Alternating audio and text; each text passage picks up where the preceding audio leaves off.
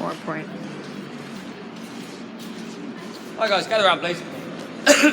Right guys, so this is how Mitre Square would have actually looked like back in 1888, okay? So where we entered the square was just over to the right hand side of the image, okay? So just over here, okay? Where we exited is just over here at Mitre Passage. That's where we're standing right now, okay? Where we were standing is just down here. That's where Catherine Eddowes is taking her customer at 1:35. Now, because the square got so dark at the night time, the local businessmen were worried about people going into the square late at night, breaking into the warehouses and stealing their goods. So the police had to go around there every 15 minutes to make sure that no one was up to any funny business. On the 30th of September 1888, that fell down to a police officer by the name of Edward Watkins. Now, he'd been around the square a couple of times that night, shining his lantern around to make sure no one was up to any criminal activity. So 10 minutes after Catherine Eddowes has gone to that corner where we were just standing, he comes in from the Mitre Street entrance, okay? So where those big buildings were on the other side of the square. So he comes in from the entrance right there and shines the lantern in the corner where we are right now. And that is exactly where we are right now. That's those exact buildings back in 1888. Where he shines the lantern in the corner right there, everything's absolutely fine. Nothing out of the ordinary whatsoever. So then he moves his lantern over to the corner where we entered the square, okay? There's where we entered the square 129 years ago, okay? And when he shines his lantern in the corner right there, everything's absolutely tickety-boo. No signs of any break-ins, no broken windows, no graffiti, no prostitutes, no vagrants. It looks like it's going to be an easy night for Edward Watkins. So then he moves his lantern over to the corner where we were just standing, just there. And when Edward Watkins shines his lantern in the darkest corner right down there, what he would discover would make him sick all over his uniform. Because what the killer had left of Catherine Eddowes in that corner of Mitre Square was truly diabolical. Because in the small amount of time, in the small amount of light that the killer had actually had, he'd strangled Catherine to stifle her screams and then cut her throat with such force, he'd nearly cut her head clean off.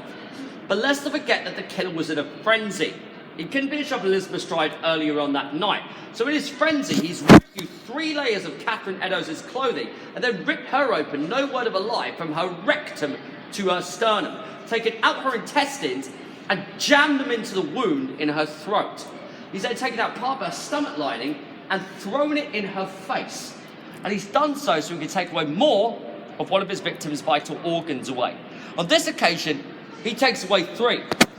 He takes away part of her bladder, part of her uterus, and the whole of her sexual, so part of her bladder, part of her uterus, and the whole of her left kidney. And even then, guys, even then, the killer is not done. Because you remember that letter that I read to you guys in the churchyard, the killer saying he was going to clip the lady's ears off. Do you remember that?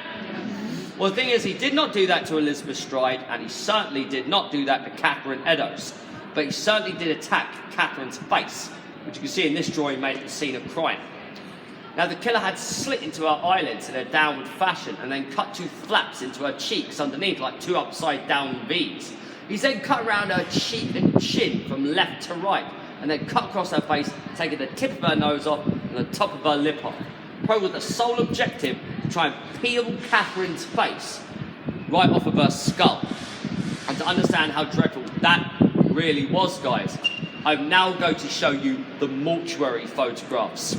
So anybody of a nervous disposition really shouldn't have come on a Jack the Ripper tour.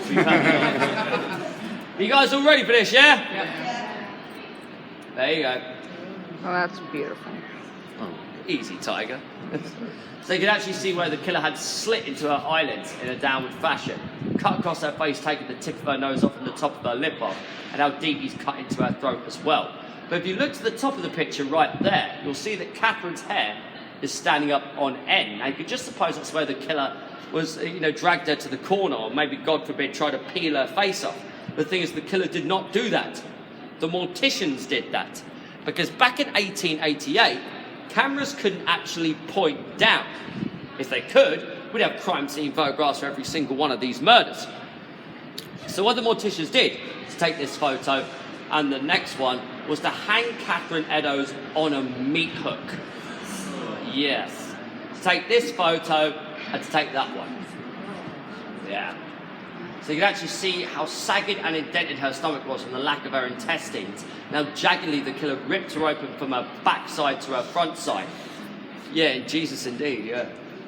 But you can also see from this other picture, you actually see how deep the killer cut into her throat, nearly cutting her head off, and at the bottom, where her intestines used to be.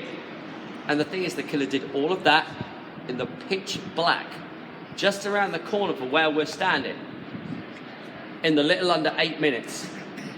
8 bloody minutes! And let's not forget, the second woman he's murdered in 45 minutes, under the nose of 2 different police forces in 2 different parts of London. No wonder the superstitious Victorians believed whoever committed these atrocities was some kind of devil from hell. But this devil from hell was not done yet. Oh no, not yet. Because an hour or so after the discovery of Catherine Eddowes' body, back down the road in Whitechapel, the killer would leave the one and only piece of evidence he would ever leave. And that is where I'm going to take you guys to now. So let's go.